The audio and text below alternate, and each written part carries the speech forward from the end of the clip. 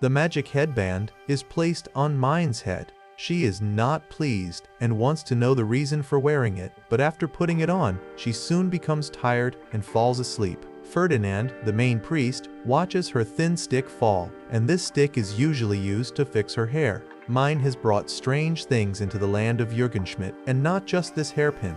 Her deep love for books is the most surprising thing. She holds reading dear and even created books with art for young ones. This deep interest is odd to Ferdinand, so he uses the magic headband to look into her memory. She once was Urano Motosu in another place and time. Books meant all to her, and she read and learned about health, art, history, custom, places, numbers, nature, life, and language. She filled her heart with each lesson inside books as she lived her life. But the books then fell and she died. But as she faded away, she thought of her wish to read every kind of book again if she could be born once more. She then hears a plea for help, but as she reaches out, the voice is gone. She wakes up in a small, strange room from the past and wonders if the small fingers she now sees are hers, and thinks she must have died and might be dreaming something odd as her last thought. She pressed her fingers to her cheek and tried to wake up, but nothing changed. She understood this was real. A woman came in with green hair and started speaking, and the words did not make sense to Urano. Just then, soon after, past memories that did not belong to Urano started to fill her mind.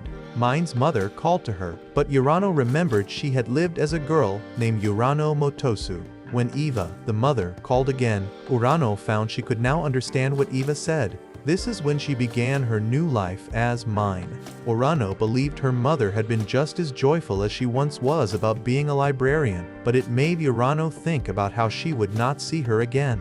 She quietly hoped her mother forgave her and started to hope for a book. Books would help her manage as long as she had them. Now she wondered where she could get one. Then Mine's older sister Tuuli entered the room and checked on her.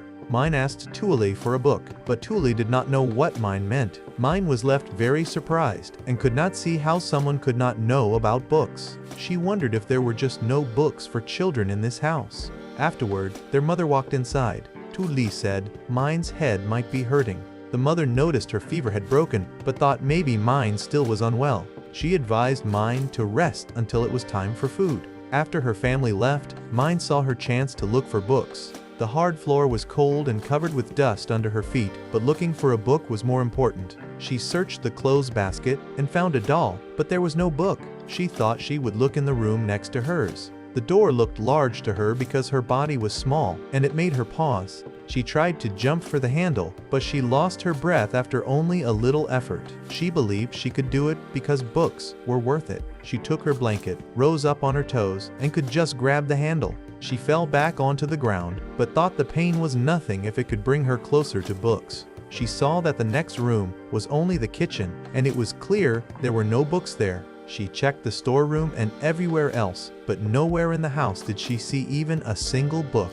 She started to wonder if books must just be very rare and cost too much here, since even in her own world, only the rich could own them before books could be printed easily. She still hoped to find any written paper, so she checked for calendars or something like a newspaper. After scanning the entire home, she still failed to see any writing at all. She could not stop her tears. Her mother and Tuuli returned and saw all the mess, but Mine cared only about the fact that there were just no books. She wanted to have books so she could read more than anything else. For 3 days, she had lived as Mine, but for her, those days felt like the hardest days of her new life. Life here did not treat Mine well. She noticed that to use the toilet meant putting waste in a pan under the bed and dumping it outdoors. Her new father, Gunther, changed her clothes and she knew nothing about him. She felt she had to push away her shame and stop thinking of herself as a girl, or else she would never be able to handle it all. She gave up and let her family clean her. Tuuli thought it was odd, but Mine started to feel much cleaner. Afterward, she noticed her hair bothering her and wanted to tie it back, but it was so straight, the ribbon kept slipping because it could not stay fixed. She asked her sister Tuuli for help, so Tuuli carved her a wood stick to tie her hair with.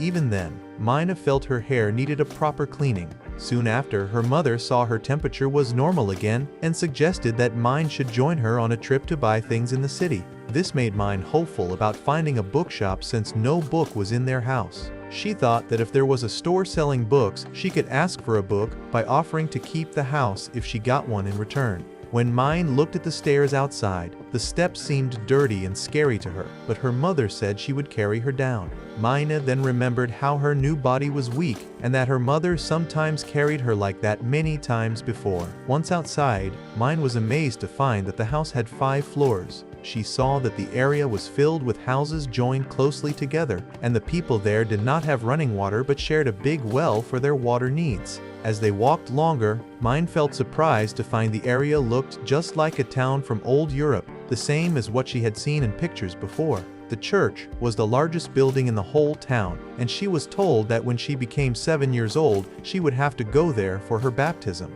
The noble families and the Lord lived past a big gate by the castle.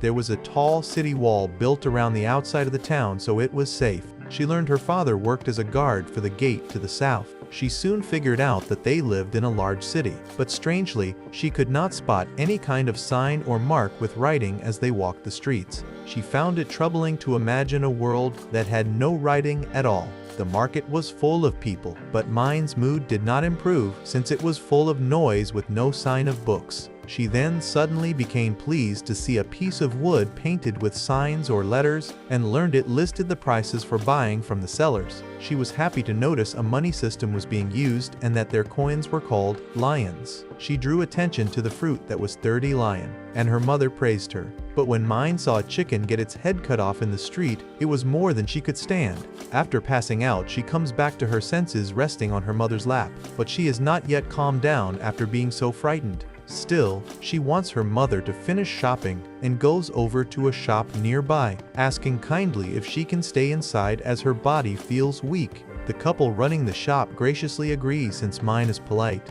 Once inside, she comes across a real book and happiness floods her because she now knows books do exist in this world. She asks where she could find a bookshop but learns stores, for books are not found here. And to get a book, you needed someone to write it all out by hand, making books costly for most people. The only reason this shop had one was because a noble could not pay his debt and left the book, so it was not for sale as most could not buy it or read it anyway. Only someone rich could buy books now. Mine wants to read the book, annoyed that her being poor stops her from reading. She bends down and requests to just hold the book for a moment and begs to smell the smell of letters on the paper. The man refuses and says he cannot trust her with it, and she gives in and thanks him for letting her see it anyway. When her mother returns, Mine leaves, wishing she could have just touched or held the book. She now knows that no stores selling books exist here. That evening, when it was dinner time, Mine could not stop thinking about how she might get a book. There might not be any bookstores in this place at all.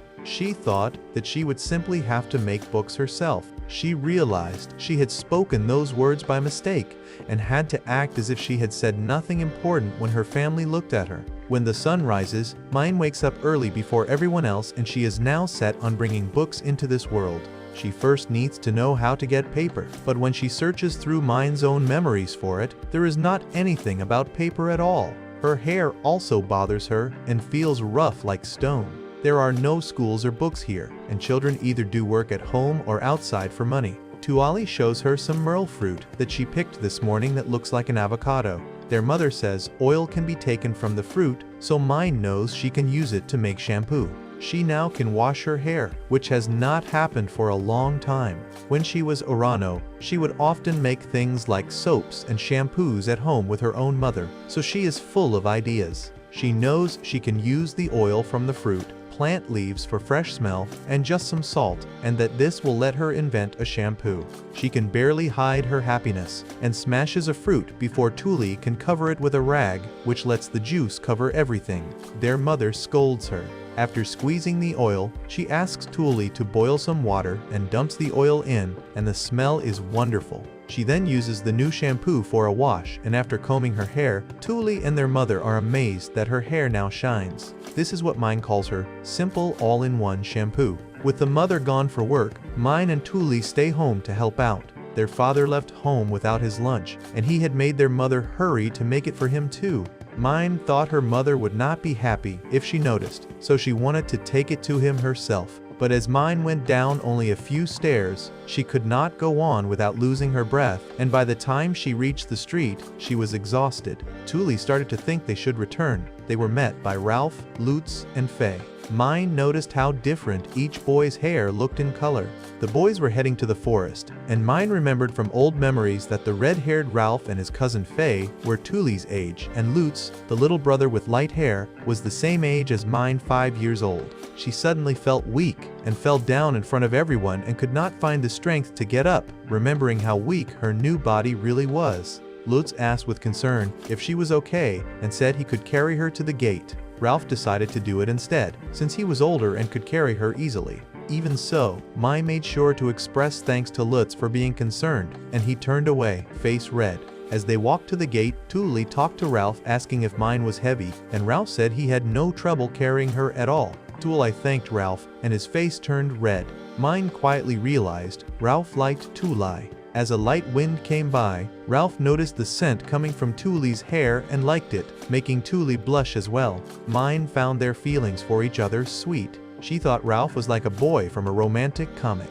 Since she washed Thule's hair, Mine felt proud and wanted to take credit for making it clean and nice. Even their mother wanted some shampoo for herself before they used up all of it. Lutz next surprised Mine by saying she also looked nice and smelled good, with pretty hair now that her face was showing. She felt shocked, and her mind raced since she did not have any such moments even in her last life. She was shy and did not know how to act. They finally reached the south gate, and Thule was now able to deliver lunch to their dad. They said goodbye to Lutz and Ralph and Faye before going through the gates. Gunter met them inside, giving his two girls a big hug. His mood turned serious when one of his guards carried a box away. He explained an important person was coming, likely someone rich, and they must tell the town's lord about it. Otto arrived, standing straight for his captain, and saying Count Lowenhart was asking for the gates to be opened while showing the right paperwork. Thule thought her dad looked strong and important when he was working, but Mine paid attention to the paper and words Otto carried. As she tried to see closer, her father reminded her not to bother them during work. Still, she was very interested and learned that the writing was on a skin made from goats and sheep. Mine then tried her luck and gently asked her father if he could get some for her. He said no, and told her there was no need for little kids to have something like that, saying she could not even read or write anyway. Otto started laughing at this, because Gunther could not write that well either. Gunther insisted a guard like him only had to keep order and know enough to write people's names. He could not read more. Mina then promised she would learn if her father got it, but another problem showed up. One piece of animal skin cost as much as a month's pay. Buying it was impossible, as normal folk were not given the chance to buy writing skins. Being poor was just unfair. Otto then told Mine he would give her his old slate so she can practice writing. He promised her he would bring it soon, and Mine was deeply grateful. Gunther didn't like seeing all the love his daughter had for Otto though, and became jealous. As the last of the leaves fell, everyone started getting ready for the colder season. Because everyone is busy getting ready for winter, making books is not possible for Mine yet. On this day, it is time to get pork for storing. Thule says, this event is like a holiday where everyone works to kill pigs and keep the meat fresh by drying or putting it in salty water, or even turning some of it into sausage. They have to do this to have food when it gets cold. Mine does not like seeing animals die. As soon as they leave the city, Mine is amazed to see green hills, workers in the fields, grain, boats using the river, and clear skies, so different compared to the crowded town. She feels alive when she takes in the clean air. However, the ride going there is rough since there is no smooth road. Mine is told to stand back and watch so that she does not get in the way of the busy adults. This is fine with her, as she can then think about books. Both paper and books cost too much, so she decides she should make them. But she realizes she cannot cut down even a single tree herself. Instead, she thinks about what people used before machines. She remembers how ancient Egypt used papyrus and thinks she could perhaps make something like it with grass. She could try to weave grass and make a type of paper, then use it for a book. She looks up and sees a pig getting ready to be killed, and when her father cuts it and she sees the blood, she loses consciousness. After waking up, Mine found Otto with her, and they did the greeting that soldiers do. Otto told her she had gone unconscious at the pork event, so her father brought her to the town gate while worried. He explained they would collect her after the work was finished and that she could wait there. Mine wondered what she could do while waiting, so Otto handed her the old slate, keeping his promise. He drew a line and wrote her name aloud for her and showed her. Mine was able to spell the name mine by sounding it out into letters. She then kept practicing and wrote the name again and again. She also wrote a full Japanese sentence, and later her past name, Motosu Urano. But she reminded herself this was not her name any longer. So she wiped off the old name from the slate, and instead spelled all the names of her new family and friends. Eva, Gunther, Thule, Ralph, Faye, Otto, and Lutz, all around the new name, mine.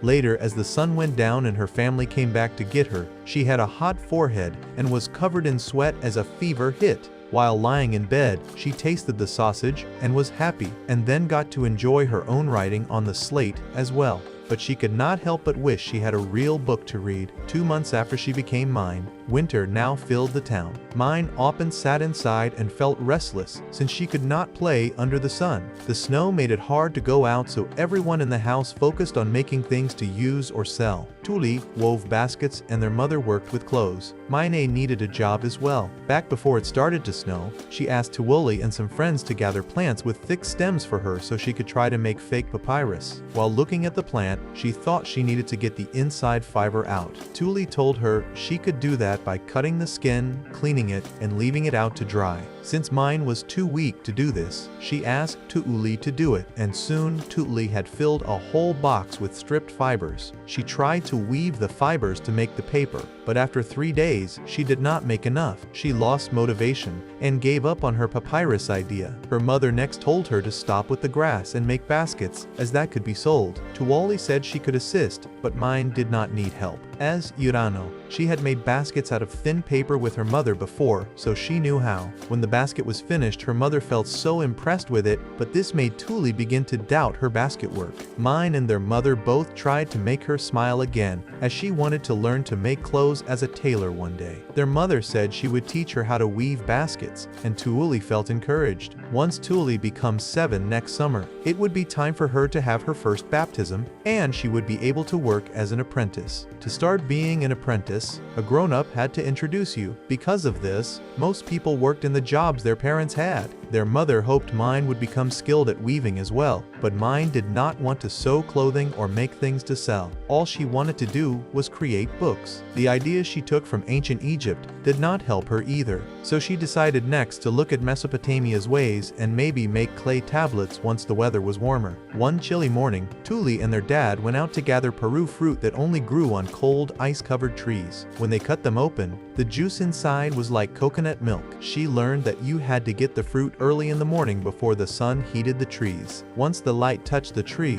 these strange trees pushed their fruit far away without warning. After their father cut up the fruit to save the oil and pulp and went to work in the evening, mine was curious about the pulp left on the table because it looked and felt like soy. When she tasted it, Thule shouted it was only supposed to be used as food for birds, but it tasted fine to mine. Soon, Ralph and Lutz arrived and wanted to swap some eggs for the bird food. Lutz admitted his family had several boys, and feeding them all was difficult these days, so mine gave him some of the pulp with fruit juice. She said it could taste even better if she did a little more to it. They made the batter by the fire. She showed everyone that bubbles meant you had to turn it over. Since she was not strong enough to handle the cooking tool herself, Lutz did the job for her. They made what mine called simple Perua cakes, and everyone enjoyed them right away. Thule then asked Mina how she knew to make this food, and Mina said they should not let the fruit go to waste after Thule worked so hard to pick them, which made Thule happy. Seeing Mine's strength, Lutz said he would help her next time, since she was often tired. Their father soon came back and tasted the cake, and as he did, everyone wondered how Mine made so many special things. She could create shampoo, pretty baskets, and now, even unique food. Eva and Thule felt she had changed, but Gunther did not mind as he was glad Mine was not having so many fevers and could move around again.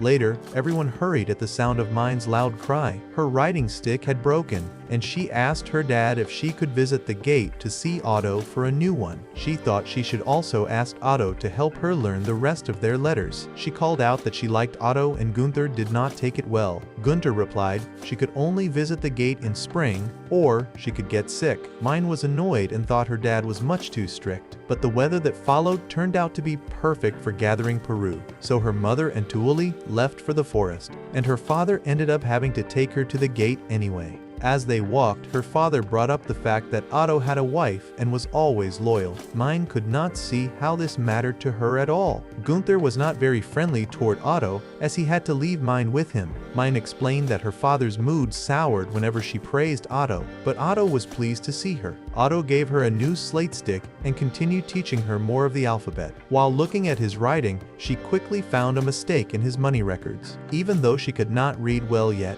she knew all about numbers from before, so she could spot an error right away. Otto looked at her and soon agreed to ask Mine for help on his work. She said she would help only if he paid her with more slates and alphabet lessons, since she always wanted a fair trade. So they agreed, made the deal, and shook hands. He also offered her a counting device, but she turned it down since she did not know how to use it, choosing to work out each calculation by hand on her slate. Otto was shocked to see how fast and exact her math was, thanks to her past life. On a later day, their mother showed off a new dress for Tuuli's coming-of-age ceremony, and Tuuli was very happy. Their family, like everyone else, used winter to make things for summer. Mine thought her sister's hair could look even better, and promised to do all she could to help her look lovely for her baptism. At last, Mine could practice her lace work thanks to all the time she spent in craft lessons with her mother. But there was one issue. The world she lived in did not have something like a crochet hook. She asked her father for help,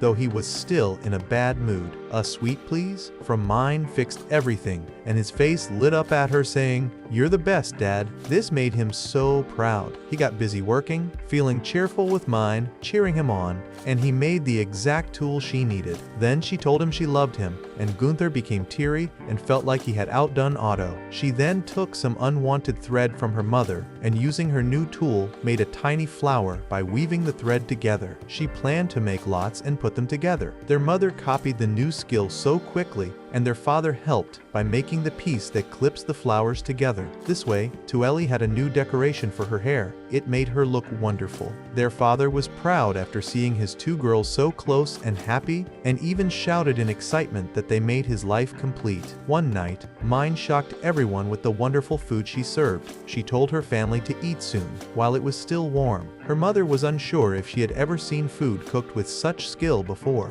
The soup made Gunther and Tuuli so happy as soon as they tasted it. Mine had come up with a new soup called Pom, a mix of pepper and tomato. People in this place usually dumped out the water after making vegetables, but Mine used it to invent a dish nobody there had even thought of. She had also prepared chicken, steamed with wine. Everyone wondered if Mine should work as a chef somewhere. Maybe it was time to get her a teacher in the art of cooking. Mine panicked because if she became a cook, she would not be able to make books anymore. She quickly told everyone she needed to visit the woods, which made them laugh, but she was serious because she wanted clay tablets for writing. Tuuli, though, said Mine was not strong enough for such a trip yet, so Mine asked what she had to do to get their approval. Her dad answered that she would need to grow stronger and healthier first. Mine could not go to the woods until she did. She accepted this, though she felt sad about it. Since she was not allowed to go to the woods yet, her dream of making books was put on hold. Then her father brought new information.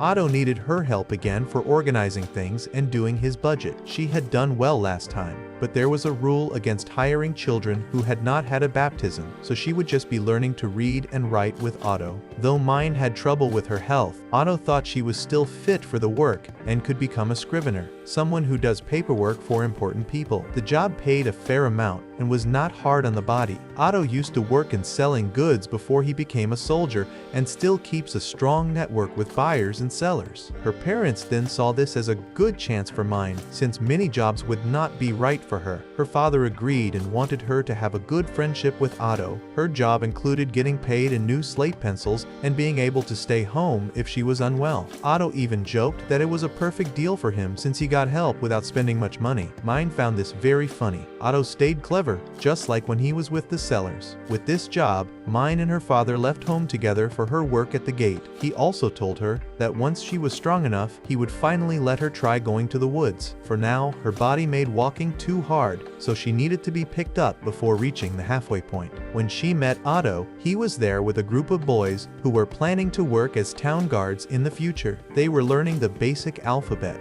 with 35 symbols. Mine quickly went ahead, learning fast, while the other boys struggled to keep up. Mine saw that the boys felt bored and started to get distracted, so she clapped to get their attention and said they were moving on to numbers next. At the end of class, Mina was in charge and told the boys to remember both the letters and numbers by the next time they met. She reminded them that if they did not get everything correct, they would not be allowed home until they did. The boys left in a hurry, and Otto said they could not learn if he let them do as they pleased, but Mine wanted them to worry about homework, which made it likely they would study. Otto agreed to use her way for now, and found her methods interesting. After her reading lesson was over, Mine met up with Tuli and their friends to return home. Lutz found out she could already write her own name and thought that was amazing. She figured out how rare reading and writing might be for these people, so it was easy to understand why Otto wanted her as an assistant. She tired out before they even got halfway home, completely out of strength. Lutz supported her, saying he would walk with her all the way back. He pushed her to keep going, and after a rest, she managed the walk. Now, she made regular trips to the town gate for her job. In the beginning, she could go only one day and needed 3 days to recover, but later, she made it 3 days before resting only 1 day. She was then overjoyed to share that she could go 5 days in a row, and because of it, her father finally let her visit the woods. On the morning when Tuli and their friends went out, she had to stay at home because she was running a fever. She badly wanted to be making clay for writing, but as Mine was not well enough, her mom chose to read her a story to help her rest. The story was one Mine had heard when she first came into her new life. She could always sleep easily when she listened to that story. At last, by late spring, 3 months after her trips to the gate began, Mine managed to reach the woods. Their group was looking for sticks for the fire, so Lutz told Mine to get some rest. Still, Mine was bursting with energy because she could finally try to make her own clay writing pieces. To discover a clay patch, she stabbed her stick deep into the soil but only hurt herself and could not find anything digging like that. Suddenly, Lutz returned, reminding her about the deal she made with her father. Today, she just needed to prove she could go to the woods and return safely. Once she had reached that point, her job was simply to wait until the others finished and walk back with them. She remembered her promise, but Lutz pointed at her shovel and said, bringing it was proof she did not really mean to listen. Mine hung her head in shame and confessed she had planned to look for clay. Lutz was upset as he thought her father cared deeply, and he learned Mine was not always honest. Even so, he chose to help. When she said she was after clay, Lutz took her to a spot with little grass and poor water runoff. While he dug, Mine asked him why he was helping her, and Lutz explained it was because she gave him food when he was truly hungry. He decided to support her. Since then, he promised to always help and asked her to trust him. When he found enough clay, Mine was so happy since it would have been impossible for her to do alone. Once she shaped her clay tablet, she carved letters into it. She told Lutz that when you write, you can make any event or idea last forever and can always return to it. With books, you could uncover what people thought before and live a bigger life than your own. Lutz smiled at seeing her excitement. After a few hours, she finished her pieces. Then, 2 boys arrived with their piles of sticks and started jumping on the clay, smashing all her work. She started yelling for them to stop and sat defeated, seeing her finished tablets broken. Instead of just crying, Mine's whole body and eyes began to shine with her frustration. She talked about how much work it took just to reach the point of trying to write. She had worked so hard to visit the gate, got help from Lutz and Tuli, yet all her effort was ruined. She could not forgive Faye and the other boy for what they did. Lutz and Tuli got her to settle down, as they explained the boys had not done it on purpose and did not know the tablets were important. Lutz then led everyone to help Mine try again, so later in the day, she had a new set. This effort took a lot out of her, and she soon became sick with fever. Then days of rain kept her in bed. When she went back to the forest, seeing her clay rose and pieces ruined made her sad. Lutz gave her comfort and support to try making them again. When their group left to find new sticks, Lutz remained to help Mine with her writing. She explained these tablets were not her real dream, as what she wanted most was to be surrounded by written books. But those were still out of reach, so clay tablets were just a simple way to make do. Next, she questioned Lutz about his own dream, and he told her he hoped to see many towns and be a traveling merchant. Mine thought that sounded wonderful, and shared that she once wished to visit libraries everywhere, but she knew she could not do that now. Still, she told Lutz to go after his plan, even though people did not always like such ideas where they lived. Looking at the finished clay pieces, Mine thought about how she once believed it was not possible for her to belong in a place with no books, but she realized there were important things for her to value here also. She thought that with just some books, she could be happy. She felt she had found what she should do here. Mine shared with Tuuli that her very first story was about the little stars, the same story their mother read to her on the first night she came to this world. It was the earliest memory she could call up as Mine. Until now, she had a hard time accepting her new life with Mine's family, especially her mother's love. But as she thought about writing books, the story her mother always told came to her. She wanted to save all her mother's stories by writing them down, so she would never lose them. She believed it was the first time she was truly able to wear a smile as Mine. Next, all she needed to do was bake her new tablets and they would be finished. But it was not going to be simple. Her first piece blew up in the oven, forcing her to realize the hard work was not over yet.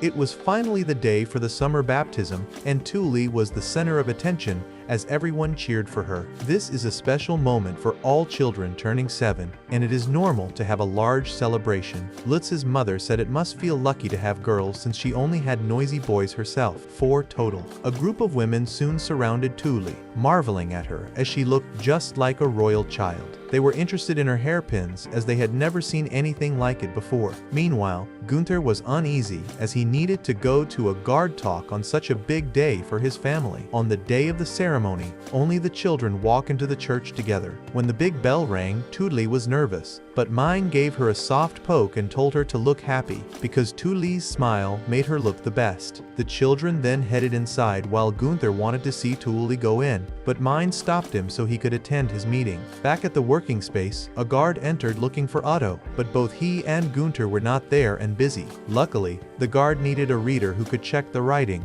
and Mine could do the job with ease. She read and checked the papers and message from a noble. It looked like the person with the note had been sent by Baron Braun and wanted to meet with Baron Graz. The message was not finished because the head guard still needed to add his mark. So, Mine told the guard to have the visitor wait in the room for people of lesser rank. That night, Gunther rushed off to get home, and Mine let him know she had informed him about the man with a message from a noble who was in the waiting room. Otto was thankful for her good work, and Gunther tried to say it was thanks to his daughter. At their meal, Tuuli shared how lovely and large the church was. Mine served a soup with heart and star shapes, and Tuuli showed thanks for all that she did. Mine admired Tuuli and was so happy for her sweet sister. After food, Tuuli was given her presents, new clothes and tools for work. She would begin her job as a tailor soon. They then asked Mine if she had decided what work she wanted, because her own ceremony would take place next summer. Mine said she planned to work with books as a seller. Her father, instead, handed her a small blade as a gift, since soon she would also need to help with chores and go into the woods in Tuuli's place. Mine's mind turned to wooden pieces, thinking she could use the small blade to cut and write on many thin wood pieces so they could act as books. She thought it was a great idea from ancient China. Even so, Mine was still so weak she could hardly hold the blade. It was too much for her. Then Mine saw how fast Lutz completed his work,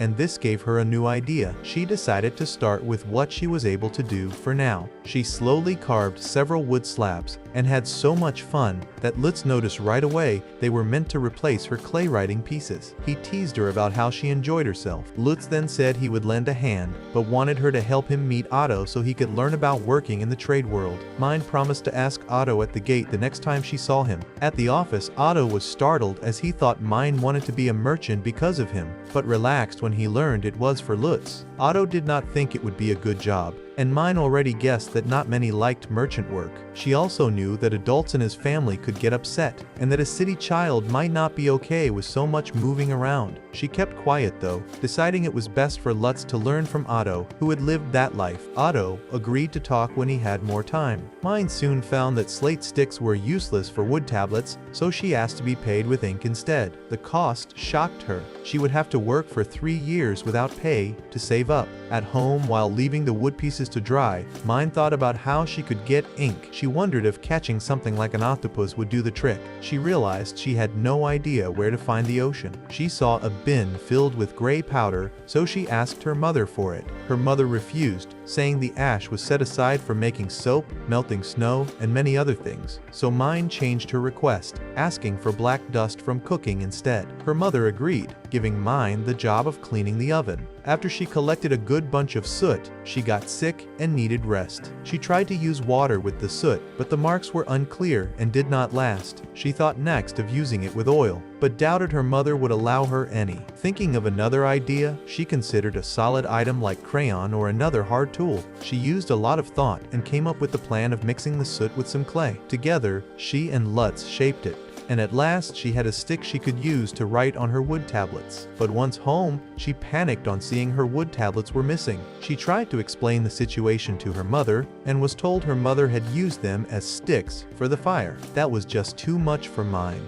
She was so upset her body again started to glow. Then she fainted, feeling terrible pain inside her. Now it seemed the fever was eating her up and she was disappearing. She woke up and found Lutz beside her. He said he would call for her mother, but she grabbed his arm, explaining her plans had failed again and her tablets burned. She was convinced she was not meant to ever complete a book. While she kept crying, Lutz told her not to give up. She should try using something that could not burn. Mine was quietly thankful for his advice, yet Mine could not forget how it made her feel to have her work destroyed. It made her upset that nobody understood, and she felt she would never get her own books no matter her effort. When she thought about everything she had failed, she wished she could just disappear. She began to fade away, but she remembered her promise to help Lutz meet Otto. That thought alone nearly made the sickness leave her. It was strange how this illness acted inside her, always shifting and coming back. She could not understand just what kind of sick feeling it was. When she finally saw Otto again after 5 days of fever, she shared how it hurt to try and fail so many times. She wondered what Otto would do in such a situation,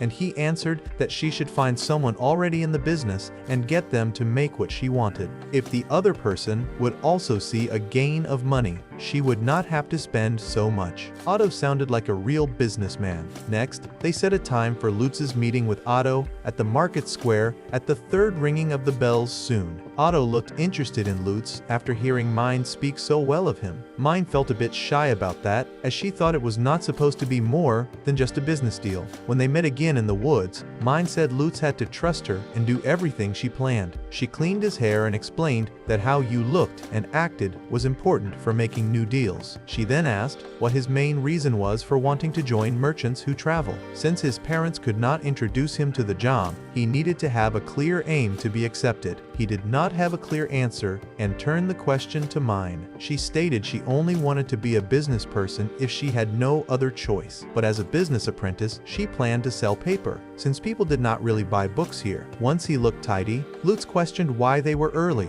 and Mine replied being early made a good impression. When Otto came, Mine also told Lutz to say the right greetings and held his hand so he didn't get nervous. Otto had actually brought another man, someone named Benno, who was also a seller. Benno was an old friend from when Otto sold goods. Benno was said to use bad words but still be a good person. After introducing themselves to Benno, he praised Mine's polite manners, but soon noticed the wood stick in her hair. Mine pulled it out and explained it was to hold her hair back. Benno then was impressed by how her hair looked and showed more interest in learning about it, but Mine made sure to keep her secret method hidden. Otto then focused on the main reason they met, Lutz's plan to join the group of sellers who travel. Otto was direct and told Lutz to give up the idea because no sane person would give away their citizenship. Becoming a traveling dealer meant he would lose the right to stay in one place, and nobody would trust or accept him as a local anymore. Without this, he could not get work, own a home, or have a legal marriage. Once a child became 7, they became part of the town, which came with a right to live in that place. Outsiders could only get this right by paying a great sum. Also, being on the road was the opposite of city life. Sometimes there were no water sources. Most families would pass down their knowledge of roots as it was valuable and not shared with those who were helped from outside. The largest problem was the goal.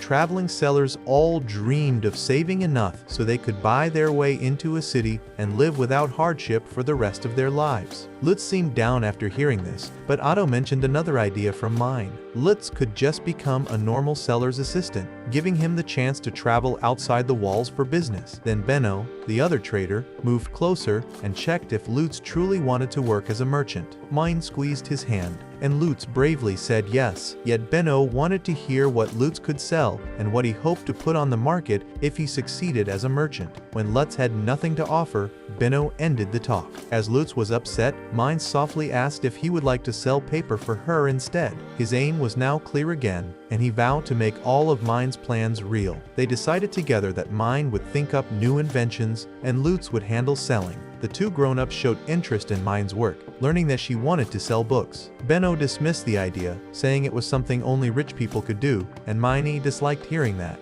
So she gave her idea to sell paper made from plants instead of animal skins, promising it would be affordable and make money. Benno showed great interest and pressed for details, but Mine chose to keep her secrets and would only show him finished paper at her own baptism. If her version could be used, Benno would help them at that time. He agreed to take her offer, so Mine and Lutz celebrated their first big win. After the meeting, Benno said Mine's manners and words were too advanced for a normal child with working parents. Otto answered that it was just Mine who was different, in ways nobody could figure out.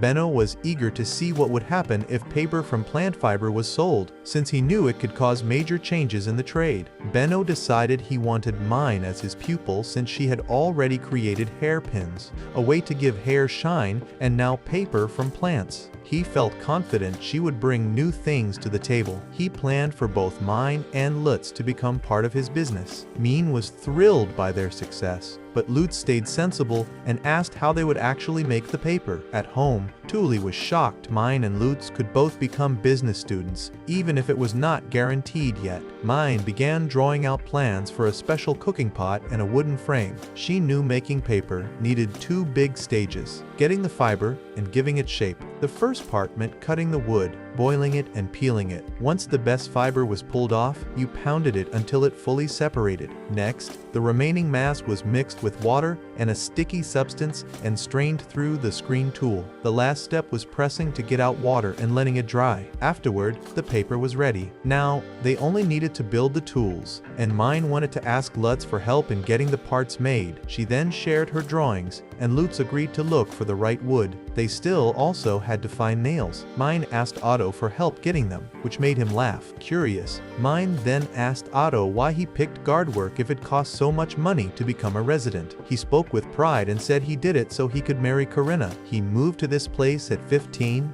met his future wife, and said he was deeply moved the first time he saw her. When he told the story, his face became red. He then made a business offer to Mine. If she would make all-in-one shampoo for him, he would buy nails for her. She was glad to take the deal, believing he wanted the shampoo for his partner, and they agreed to the trade. Later, Mine was invited to Otto's house on her next day off. When she got to the north side, she was struck by how different the homes looked. Soldiers don't usually make much, so she wondered how Otto could pay for somewhere like this. She found out that her brother-in-law wanted to keep his sister close, so Otto and his wife lived at the top of his family's home. Mine was surprised Otto was allowed to marry such a rich woman and live upstairs in her nice third-floor home. Inside, Mine met Corinna, who soon said she loved Mine's smooth hair. Corinna was young, but already a leader in the sewing guild. Thule was very jealous that Mine could finally meet her hero. After they washed her hair, and Corinna felt how smooth it was, she showed thanks. Still, Clutching her clothes, Corinna asked what kind of worker Otto was, because he stopped selling goods to be with her. Yet Mine put Corinna's fears to rest by saying Otto's merchant side was still strong at work. He loved to bargain all day, and his merchant personality was still alive. This made Corinna feel so much relief. When Corinna stepped out to Otto, looking more beautiful than ever, Otto was at a loss for words. He wanted to hurry Mine out and asked her if she needed to be somewhere.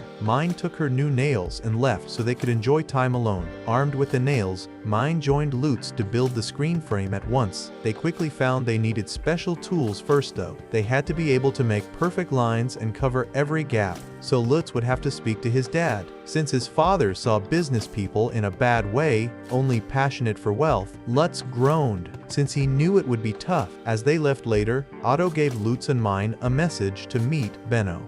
It was most likely linked to their first meeting, as Mine had asked about sicknesses where fever got bigger or smaller, since she felt hers was always tearing her up.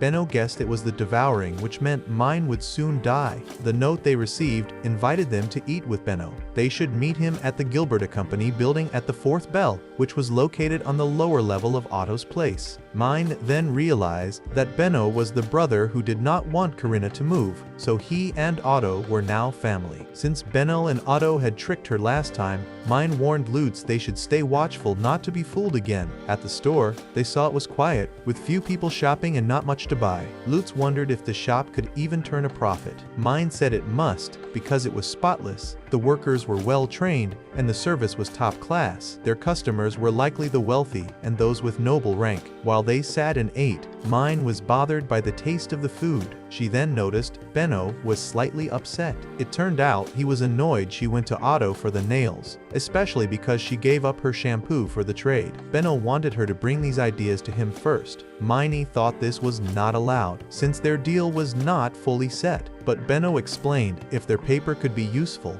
Mine and Lutz would both become part of his shop. That paper then would belong to the Gilberta Company, so Benno wanted them to always bring business to him first. Once Mine realized why this was important for Benno's reputation, she expressed regret for her mistake, forgetting people here did not act that way. Either way, they worked it out and moved on to their real plans. Benno said he would supply all the things needed to make paper, since he needed to judge their skill with the right tools. He knew it took money to start a shop, and he did not do this for free. In exchange, he wanted the recipe for the hair shine product. Mine understood this was a type of collateral, which surprised Benno because he could not believe someone so young knew the word. It seemed as though she had once lived as an adult. Mine explained the meaning to Lutz, saying when someone lends you money, they hold on to something as a promise the money will be paid back. Being clever, Mine asked how long Benno's funding would last. He replied it would cover them until the baptism, and his shop would buy everything they made up to this point. After costs and Benno's fee were removed, he would give them the rest.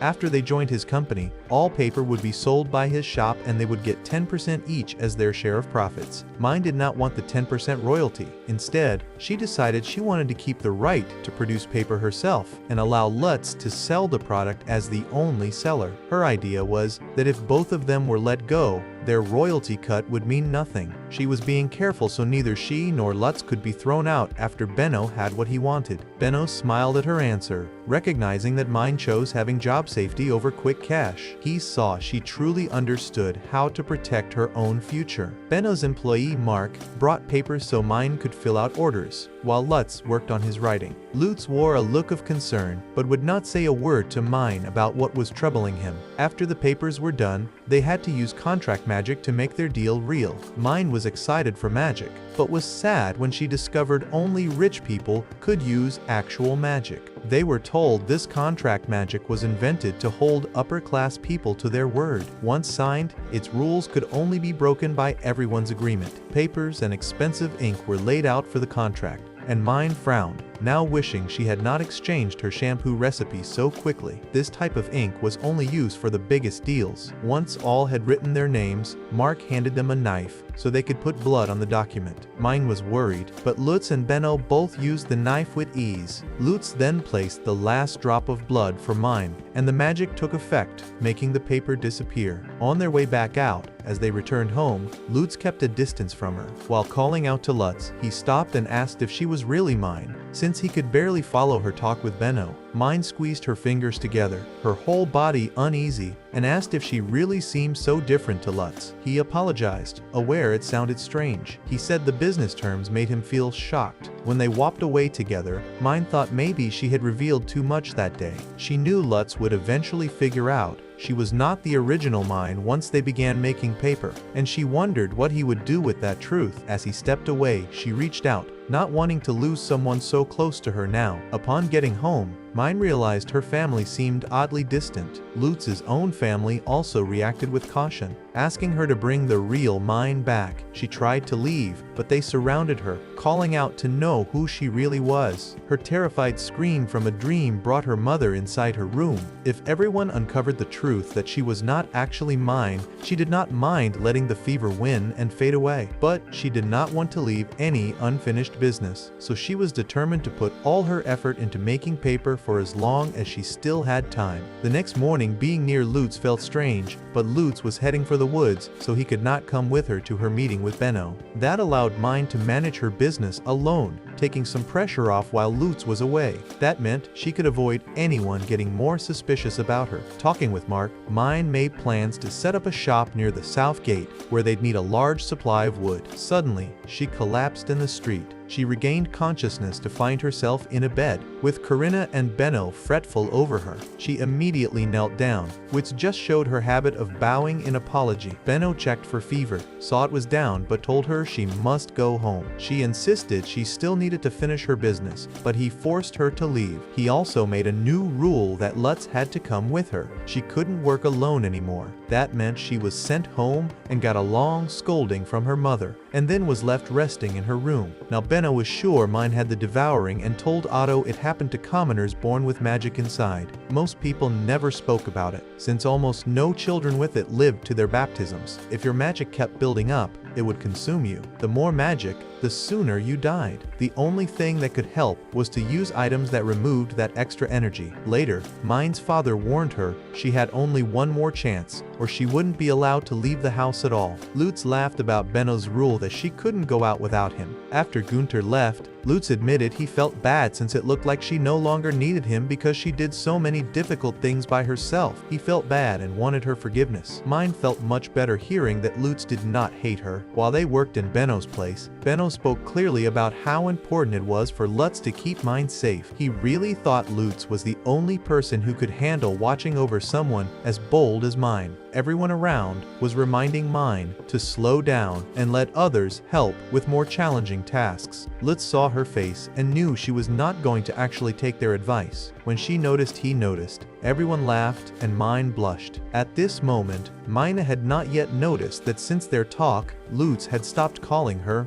Mine. Mark led Lutz and Mine to a new working space just for them, where all their supplies would be brought. Lutz was treating Mine the same as before, which calmed her worries that he might know she was not the real Mine. She felt happy they had made up. Their first goal was to use bamboo to make a special piece for draining water from the wood mix, but they could not do it alone as they couldn't shape the bamboo the way it needed by hand. So, next morning, they went to see a woodworker, an older man who really understood his job. When Mine gave her order sheet for the drainer, the woodworker could not believe she knew the names of the things she was asking for. She learned he could not manage the fine work with bamboo, and said she should try a worker who did careful detail work. This made Lutz's doubts about Mine grow. At the craftsman's later, she showed her drawings for the draining tool. The craftsman could do the work, but asked for strong thread, pushing them to find a thread trader in the end. Lutz had to carry Mine, since he could tell she was close to using all her strength again. After 6 weeks, they finally finished all their tools and were ready to try making paper. The weather was clear and perfect. Lutz strained to take the big steamer, and Mine said he should rest for a while, but he insisted he could wait to rest until after the paper started to cook. With all their tools at the site, Lutz went off to cut firewood, leaving Mine in charge of the pot and getting her to rest a little. She soon spotted something odd sticking out of the ground. a strange bulb. Once she dug it up, it became hot in her hands, so she dropped it and saw it burst, causing shoots to spring up all around. She called to Lutz, and he saw that it was a trombe. He called out to his cousin and brother and began striking at the plant's roots. Together the boys chopped down the fast-growing sprouts and had mine move back to safety. Afterward, Lutz described trombe as a monster plant that absorbs all the goodness out of the ground. If it got too big, the soldiers on horses would need to fight it. He thought this one acted weird because the growing happened so fast, even though it was not the season for trombe. Luckily, the ground did not seem harmed. Mine became curious and asked if they could try making paper from this wild plant. They steamed what they gathered, peeled its skin, and soon knew it would work well as their base. Their next part would be to stretch out the skin and allow it to dry, and then they would clean and boil it another time.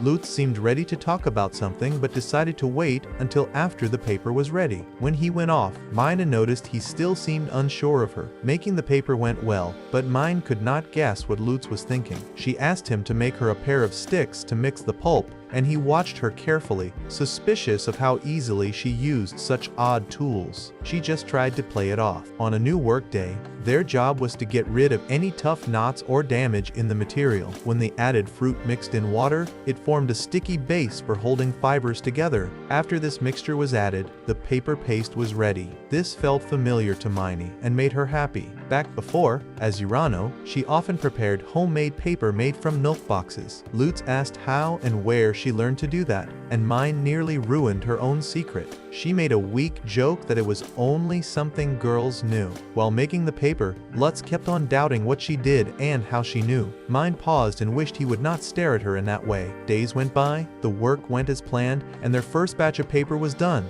though it had to fully dry first. Once the project was mostly finished, Lutz decided this was the best time to ask about what he had on his mind. The talk Mine was afraid of. He wanted to know who she really was, since she had claimed to make paper before, and there was no way Mine could be the real Mine. Mine admitted it was true, and Lutz was shocked. He became upset and told her to bring the real Mine back. Mine said they should do that at her house, sounding embarrassed, and said she was sure her body would be a dead shell once she was gone. Lutz could not accept this news and felt helpless knowing Mine would never return. It made him hurt to listen as Urano confirmed it was true. He accused her of using the fever to drive out Mine. Urano denied it and said the fever took Mine first, and this had nothing to do with her. Now, the fever was eating away her life as well. Lutz grabbed her and was filled with questions. He believed Mine was erased because of her. She yelled out in response that it was not her choice to be here as Mine. She explained she once lived in a different world,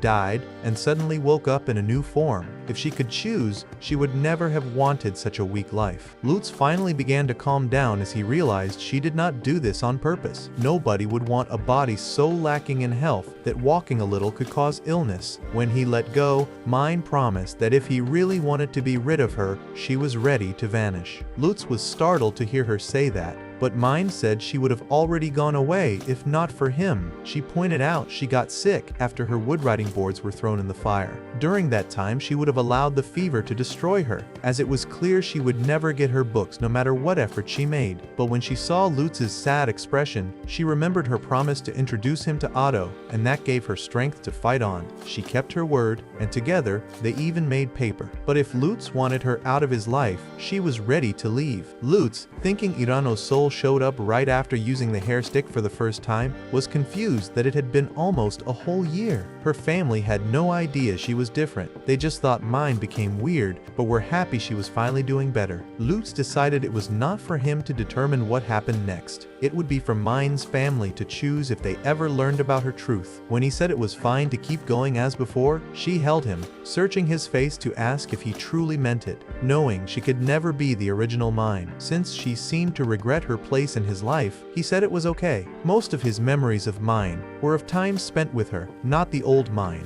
He gave her a soft flick on the forehead and said she could keep being Mina for him. Everything finally felt complete for Mine after that. That last little piece, though small, settled all the chaos she had felt for so long, finally giving her a place in this world. When they delivered their first new paper to Benno, they showed off 3 sheets, each with different thickness from 2 kinds of plant. Both types passed Benno's test, and he accepted them as part of the company. Upon learning the finest sheet was made from the powerful Trombe, Benno was distressed, warning Mine not to use a wild creature that could damage all the woods just to make more of her paper.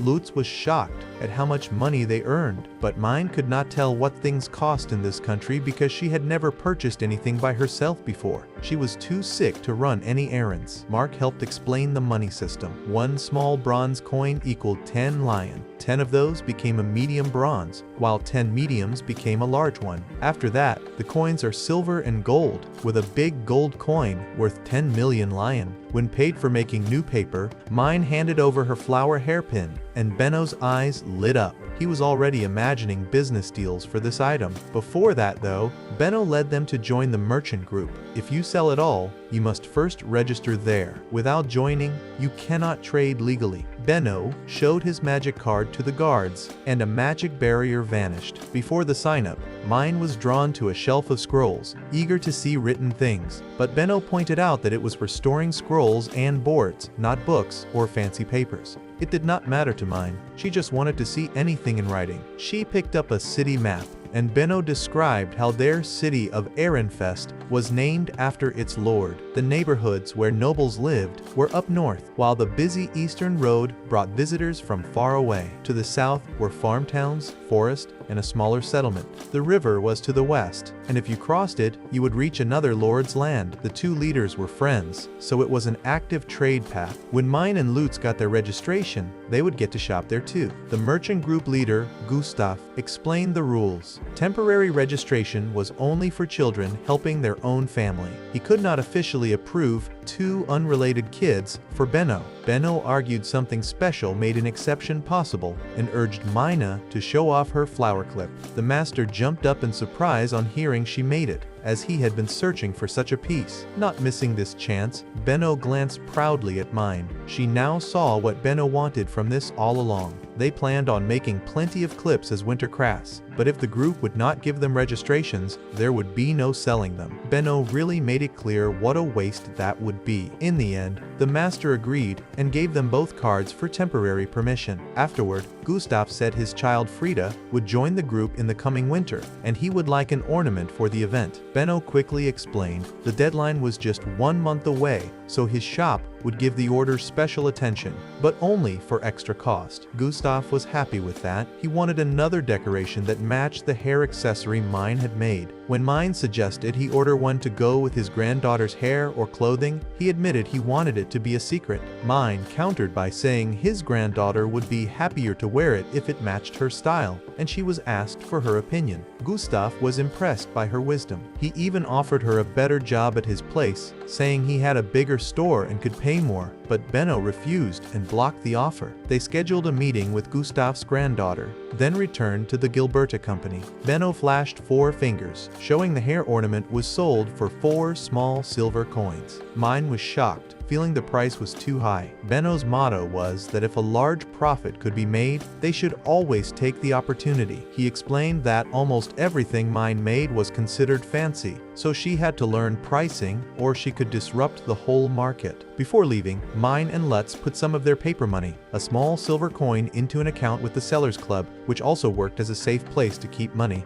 Benno then warned them the master's granddaughter, Frida, was very much like Gustav and very direct. He relied on Lutz to make sure Frida did not try to steal Mine away for herself. Back at home, Mine felt so excited about her first pay and wanted to help her family. Her family was shocked to see such a pile of coins on the table. She asked them to use it to get ready for the cold months. Everyone was grateful to her. The following day, Mine told Lutz how joyful her family was. It was a bit different for Lutz though. His family liked the money, but his father began insisting he should work in making paper full-time. Deep down though, Lutz still wished for a position that would give him the opportunity to move out of his small town. Since Mine talked of running a bookstore, Lutz now wanted to be her business partner in selling books. This became clear to him when he looked at the city map yesterday. He realized merchants who sold books could work with powerful buyers from all over. Before they could continue, Frida, the girl with pink hair, appeared. She recognized Mine at once from her hairpin.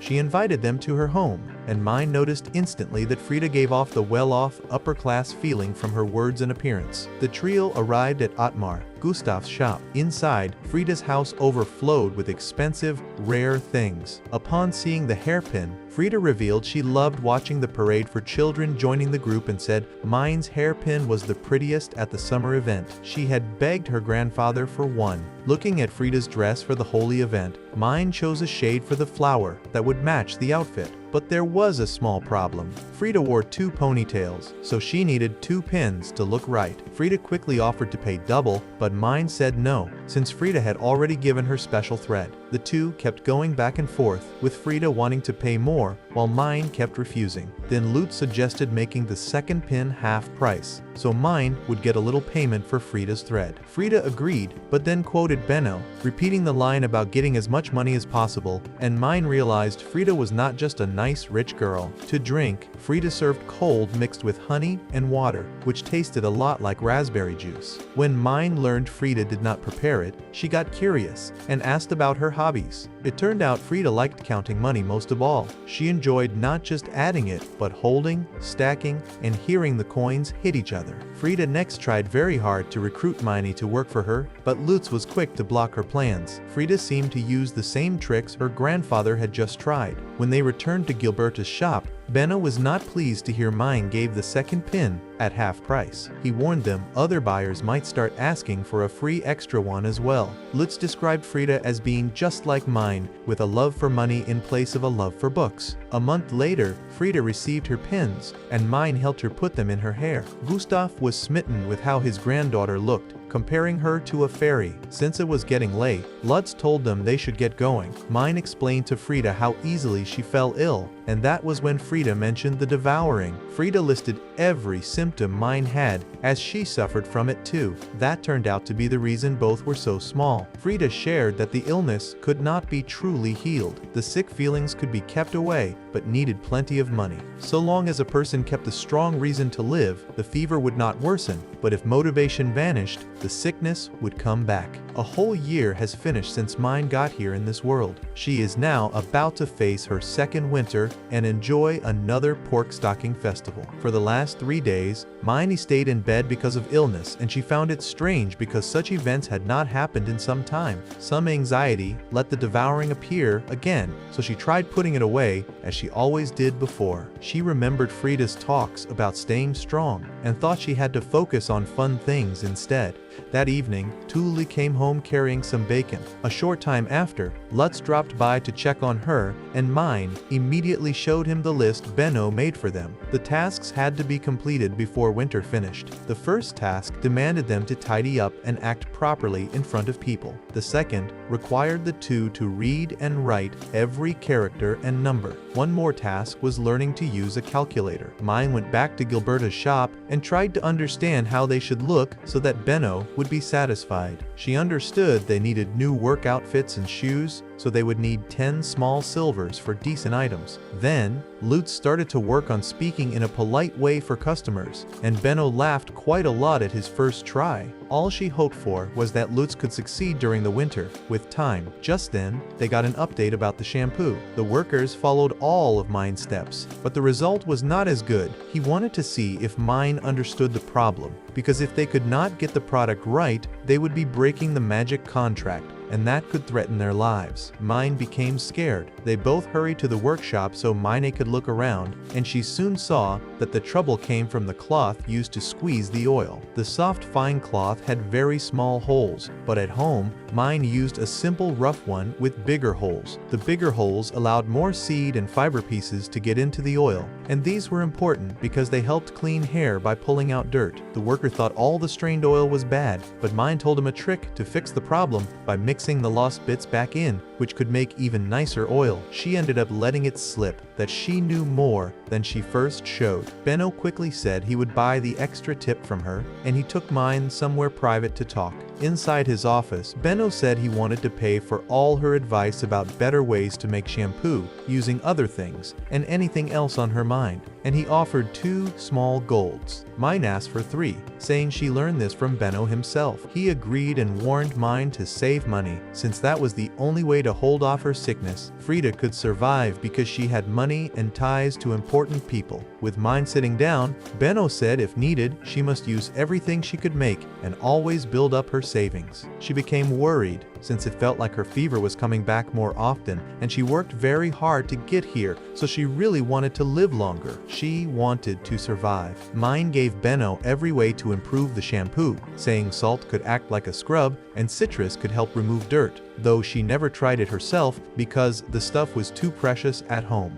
Benno was suspicious because it seemed impossible for her to know if it worked when she herself could not try. She did not tell him her secret, as no amount of golds would make her share it. She had already expected this when she sold all her ideas, so she simply waited to see if Benno would throw her out for acting strange. Benno planned to stay quiet since she was very good at making money, and he promised himself not to let anyone else steal her away, since he was a man of business. Benno patted Mine's head, but she moved away from him. Leaving all that aside, he removed the long name and called it AIO Shampoo Now, because it sounded quicker, so he would earn a lot, selling that and all the hairbands too. Once Mine returned home with the money she got from filling the new orders, her mom and Tuli started making more hairbands. She dropped by to see Otto at the gate, and as they were talking, the guard sprinted away to handle a Trombi. When she was left alone, the devouring soon acted up inside her, and it had been coming more often lately. Lutz had not thought making paper would resume this soon. Once he had brought back the Trombe, back at Lutz's home, Mine used something she called the rush spell to get Lutz's brothers to make hairbands, and gave them 5 medium bronzes for their work. Getting help from them was settled, but Lutz's mother was unhappy about all this. At the well the following day, his mother warned Eva that merchants were not to be trusted, and she wanted to know why anyone would want to work in that business. She worried about her son, and Eva's answer was that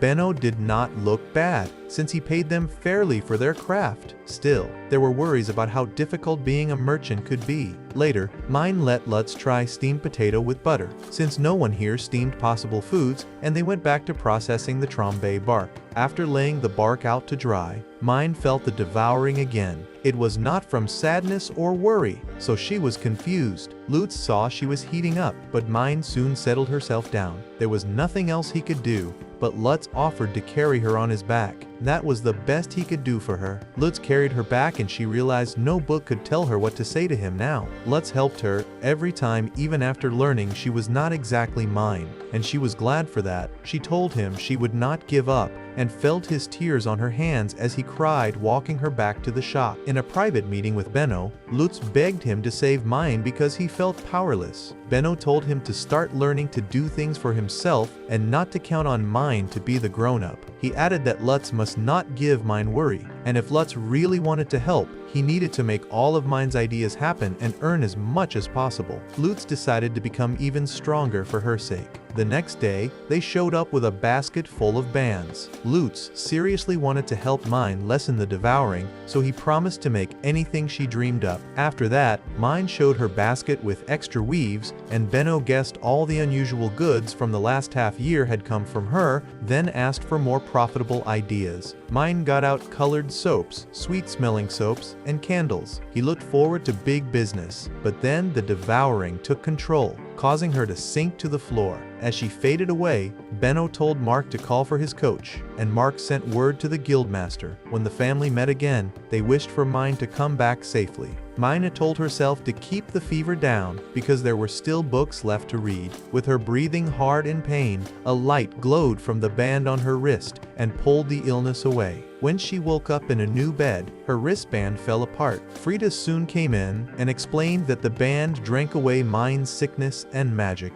just like taking a little water out of a cup before it spills. Because the cup was never empty, Mine's magic would fill up faster as she grew older. Frida's face looked sad, and she revealed Mine probably had just a year left to live. Magic items would not help, since only nobles could own them. The few that reached common hands were only broken ones, and if Mine used one, she would soon need another one anyway. People with the devouring would not last without magic items. Frida was buying more years by making a deal with a noble. She survived only because someone agreed to buy her bands if she promised to be the noble's second wife after coming of age. Mine did not expect this. Frida's grandfather always worked with nobles and decided on the best deal he could get. Frida did not want to go with that noble, but she knew this was her only hope to live. If Mine did not go with a noble, her only choice would be to die. She wondered if it was better to live but be stuck with a noble or choose to die at home beside her family. At lunch the next day, Gustav asked Mine for payment and got 3 small golds for the broken band.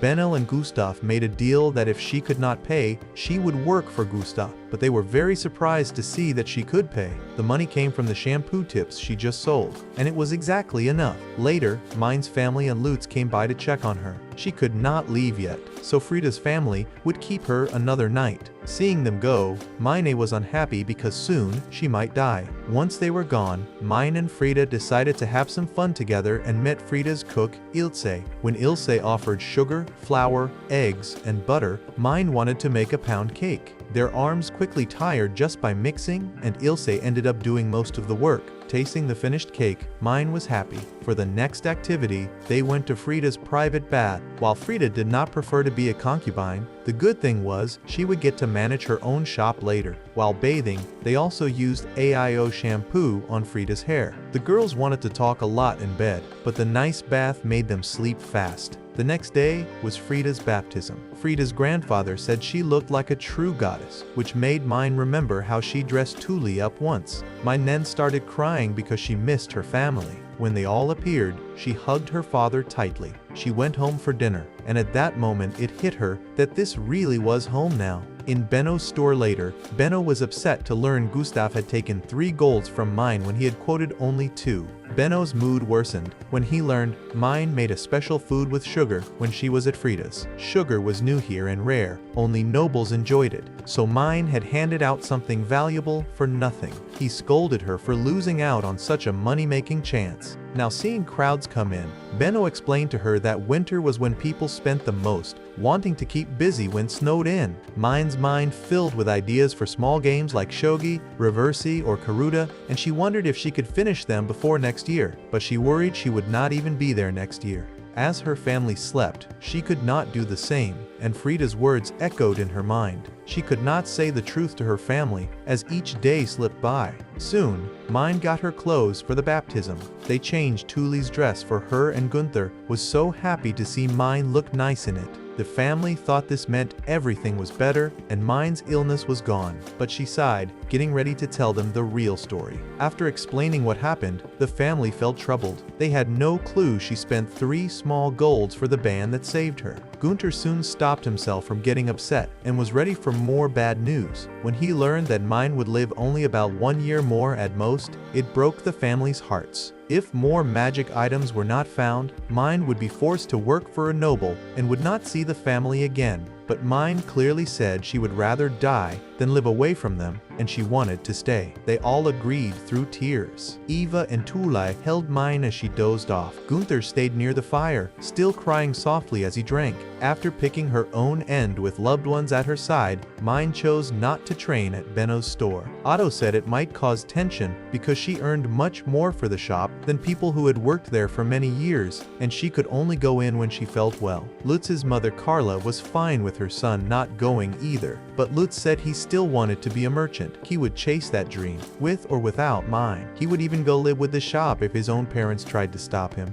Mine understood apprentices lived upstairs and had to deal with a lot, working for free until they became skilled. If Lutz stayed as a craftsman, things would not change, and his brothers would always take the best while he got almost nothing. If he became a merchant, he could finally enjoy the result of his efforts. Since he really thought about it, Carla gave in, and Lutz hugged her tightly. Once spring came at last, Mine and Lutz settled on their own futures. They then met Mark, who welcomed them with a gentle spring greeting that was familiar among merchants, mentioning the soft snow and wishing them kindness from the goddess of spring. Lutz ended up learning the merchant greeting even faster than Min. Benno dropped Mine's training, but she got to keep her guild card if she agreed to only work with Gilberta. This let her do business as before. Then their days got much busier. The old workshop got turned into Mine's studio, and Mine sold her way of making paper to Benno. But the Parchment Guild started causing trouble. If customers bought only plant paper, parchment makers would go out of work. Benno then tried to start a special guild just for plant paper, but Gustav blocked it.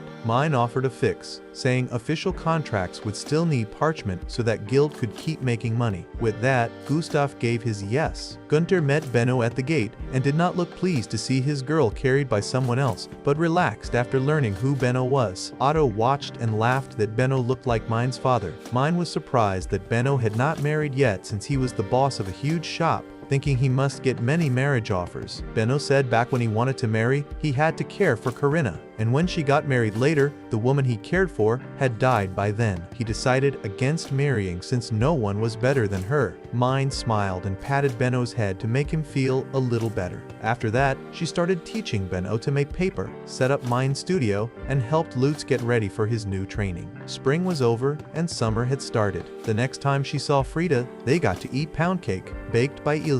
The flavor had improved, but Mine still swapped her tips for a sack of sugar. Frida was learning at the Merchant Guild, but would be working alone whenever she started selling goods in the nobles area. Frida quietly waited for Mine to say that she would go with a noble, but Mine happily told her she would rather die by her family's side, so her plan was to make lots of money before that. When Frida heard this, she bought the pound cake method from Mine and they made a deal. Frida got 1 year where only she could sell the treat, then anyone could use the recipe after that, and it could be found everywhere. Mine might not be present by then, so Frida would get to make the final choice. When her baptism day arrived, Mine looked like someone from a wealthy house, for since she was now a bit taller, the dress fit her very well. Gunther was still admiring her, saying she was the prettiest girl there, just like he once did for Tuli, since he had the cutest girls in the world. Lutz turned red because Mine looked so nice. The children marched to the cathedral while her dad held her in his arms on the way there. Once they got to the door, the parents could not go in, so it was Lutz's job to look after Mine, and while holding her hand, he told her the hair clip and her whole look today was so cute he had nothing more to say. That nearly broke Mine's heart from nerves. The two made such an adorable pair as they walked inside. There, the light fell on the statues and made the place look special. Signing up for citizenship did not feel so good to Mine because it meant pricking her finger. One blue-haired priest called her up,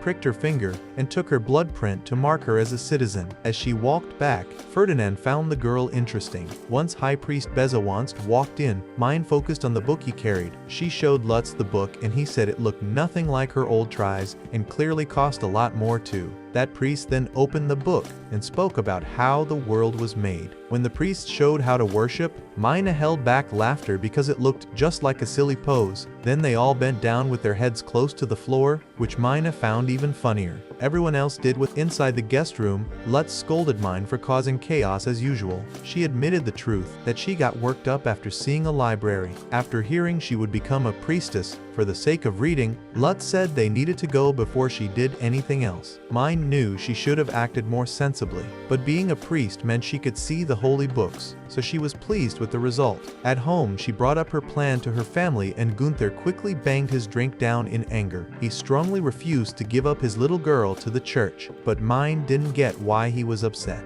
He explained that joining as a trainee priest was only for orphans with no options left, and when he saw she did not know this, he calmed himself. Mine's mother asked her reason, and of course, it was for books. Gunther got it, but wanted her to stick to her old path and not join the church. Girls there must live in the cathedral and are made to work without rest, and would end up separated from the rest of their family. Hearing all this, Mine dropped her wish, which made the family happy. But as Gunther held her in his arms, he felt his daughter heating up from a fever. When she was Urano, books were the most important part of her life, but she cherished her family, though at last, She wanted to read those books. The fever took 3 days to go away, and when Mine felt better, Lutz took her to the church to say no to becoming a priestess. She saw head priest Ferdinand, who already knew her story from the high priest. He was told to read the scriptures to her before Bezowanst returned, but Mine was not interested in just listening, asking if she could see it herself. He found her request odd, but agreed as long as she promised not to lay a hand on the holy book. He put Mine on his lap, and she happily watched the words as he spoke them. Mine was thankful she could look at something she wanted to read as he spoke, and Ferdinand was surprised that she learned new words so easily. He decided she was worth teaching. When Bezowanst and Ferdinand met with Mine, they were both quite shocked to hear her father objected by saying only orphans went to the church. Ferdinand explained there were also some noble children at the church, making up a small part of its members. Still, Mine was weak and her health could not allow her to live at the church. Once they heard about her condition, both priests seemed to understand, and Ferdinand got a magic object called a grail as Bezowanst prayed. They asked Mine to put her hand on it. She hesitated, but after it shone brightly from her touch, it was clear they must talk to her family. After that, Mine hugged Lutz happily. Lutz was not glad Mine caused another problem, but he told her they needed to meet Benno right away. Benno immediately insisted on knowing everything that happened since her collapse at the church. After she told him, he pinched her cheeks and reminded her she needed to think. Benno explained that blue robes were for nobles and gray was for orphans, and orphans had to work for the people in blue robes forever without pay. Since Mine was not a noble, she could only be a gray-robed priestess, and that was what upset her dad. Hearing the church wanted to talk to her parents, Benno nearly lost it, but then he saw it could give him a way to deal with the high priest. Benno then shared how things stood for the church at the moment. A few years ago, a revolt caused many nobles in the capital to lose power and be put out. With fewer nobles around, the whole country lost strength. Blue-robed priests in the church were actually children of nobles who had been sent there, but now they could rejoin their families. As a result, the church lost all the money blue-robed nobles were forced to give. Since they were bosses to the orphans, and now there were few left, the orphans had no work. There was also the magic grail Mine had touched. The blue-robed nobles filled the grail with their power, but with fewer of them. Less mana was available, leading to possible bad harvests. That meant the church needed children with magic sickness very badly. Mine was shocked to hear her serious fevers were from too much mana. Before the revolt, nobles hated commoners with the magic illness, but now they needed them. The church could save Mine's life, but this was not without risk. With both power and wealth, she could be seen as an easy target by nobles. Benno figured a new contract, signed by magic, could say Lutz would sell Mine's goods, so if someone tried to force Mine away, she could still work and stay in contact. This would seal a link with Lutz that could not be undone. Mine was worried Lutz might get hurt, but he did not mind since it would help her live. Plus, he would be always anxious if she went off alone. She had very little time before seeing the priests again, and needed to register her shop with the merchant group and secure a shop to sell from. If cash could help her stay alive, she needed money ready for talks with the church. All her resources must be in place, as Benno wished for her to stay alive. At the trade guild, Mine worked on her studio with Frida, who was just talking about her worker trying out new flavors of pound cake. Mine gave Frida the idea to get more opinions about the best flavors by listening to many people, which led to the thought of holding a tasting party. Frida could make small bites of many pound cakes and let guests pick their favorites, and she was soon writing down ideas. Lutz and Benno then teased Mine by saying Frida was becoming just like her. On the walk home, Lutz suddenly stopped, which Mine noticed. He did not want to talk, knowing it would ruin the happy mood. She then stepped forward and he called her out for breaking her promise that they would sell books together. Mine wanted to say sorry, but Lutz said he could do nothing for her and it still upset him. His dream was for them to make books. Mine admitted she still had not lost sight of her dream to make books, and told Lutz they should both chase their dreams. Lutz replied that he could do his best because Mine was always there, and he wished to keep Hart at Benno's shop. There was so much more he wanted to do with her. Mine promised things would not change after she joined the church. Every time she wanted to start a project, she would ask Lutz to join in. Lutz agreed right away and said he would keep making anything she imagined. At home, Mine explained what happened and showed her parents the letter from the church. They were to meet at the church at the third bell in 2 days. After she put her hand on the grail, She could not ignore the church or nobles any longer. With things changing in the capital, she might bargain for noble-level treatment. Benno had her picture what outcome she wanted, and what the church could give her to achieve it. What could she give in return, and what did they need? Mine's goal was to get permission to go to the library and read books. Benno was impressed since, in such a hard situation, her goal did not change. Mine's bargaining power was her magic strength and wealth. As long as she remembered to ask for what she was worth, she could get more value. But there was still a problem. The high priest said she could not become a priest while being registered with the guild, so he planned to speak with the guild boss to end her contract. Benno hit Mine on the head and said she should get the church to just accept she was registered already and pay to get approval to keep her shop. That way, she would be the only church member who could deal with the outside world. If church staff asked, she could say that Mine's studio gave orphans work and a better life, using any convincing reason she wanted. Benno also reminded her to use her frailness to get the best conditions possible. Gunther saw hope at last, knowing all they needed was for the church to say yes to only 3 main wishes: that Mine be treated as a noble, that she could keep her studio, and that she could still live at home. They promised to try their hardest for this. Late at night, when Mine and Gunther were sleeping, Tuli went to her mother, who could not sleep. Tuli feared the church leaders might harm them for speaking up, and was terrified her family could be killed. She held on to her mother and cried, asking her to return with their dad no matter what. 2 days later, the day for talks arrived. Before heading in, Mine and Gunther bumped fists, ready for the challenge. When they entered,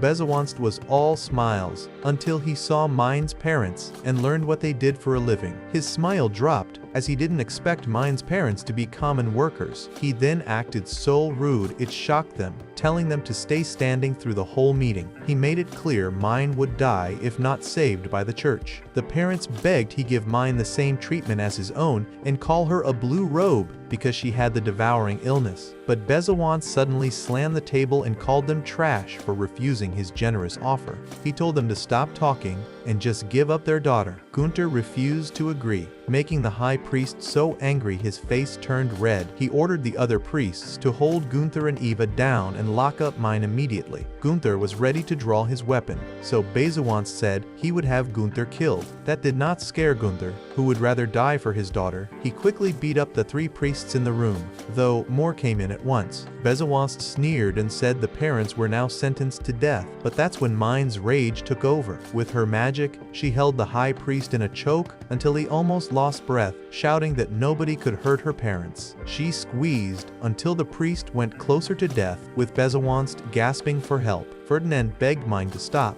but she nearly turned on him too. Mine thought to herself that someone willing to take lives should risk their own, so she would not let Bezowanst be free. Mine pressed until he was no longer awake and was set to finish him when Ferdinand got in the way and asked her to talk instead. This made Mine angrier, and blood dripped from the priest's mouth. Ferdinand then warned her that if she made the final blow, her parents would be blamed for a noble's death. Mine stopped, faced with the truth that her family would suffer for her actions, and relaxed her hold. Ferdinand accepted every single one of Mine's demands, and with her now able to rein in her power, she fainted into his arms. Her parents ran to her, but Mine was truly worried for Ferdinand. He said it was fine, as he should have stopped the high priest from making things worse. Ferdinand was surprised commoners would face down a noble, but when Gunther claimed Mine as his own, Ferdinand gave Mine's head a pat, wishing he had parents as nice as hers. In church, whether a child or a noble attended, every member had been left by their families. Soon,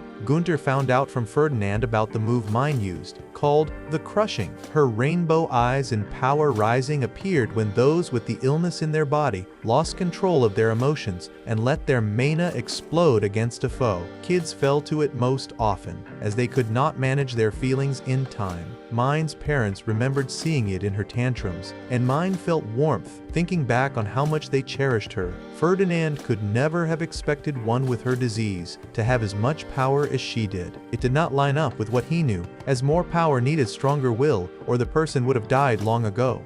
Mine explained some kind people let her vent her mana into a band, so she could keep on living. She also would not choose the nobles for a home, wishing to stay with her own family. She said she wanted to make books, and if she could not live how she wished, she did not care to live at all. This goal left Ferdinand shocked, as he could not get why she would think that way. He welcomed her to the church, not as a command, but as something he hoped she would accept. Ferdinand promised to take care of the church's daily work and give Mine the best setting he could, on top of what happened today. Bezowanst kept his side of the deal and granted Mine's every wish, letting Mine become a blue-robed apprentice priestess. Once outside, in the sunlight, Mine's parents were happy to see it finished. Her mother was reassured just by knowing someone like Ferdinand watched over Mine, though expected her to catch scoldings all the same. When they went back to Tuuli and Lutz, both waved and ran over. With tears in her eyes, Mine's sister held her close,